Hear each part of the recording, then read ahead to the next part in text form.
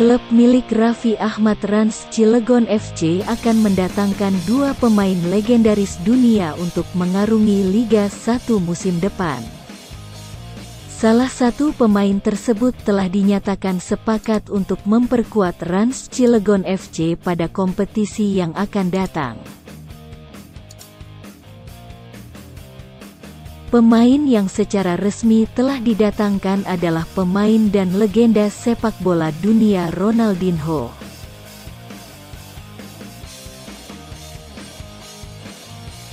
Ronaldinho diperkenalkan pada acara ulang tahun Rans Cilegon FC. Acara bertajuk The Extraordinary of Rans FC Superstar Announcement ini disiarkan melalui kanal YouTube Rans Entertainment.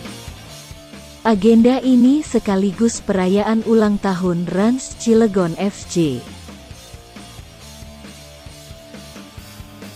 Setelah memastikan promosi ke Liga 1, Rans Cilegon FC memang menjadi klub yang paling agresif dalam perekrutan pemain. Langkah ini guna semakin memuluskan bersaing di kompetisi kasta tertinggi sepak bola Indonesia.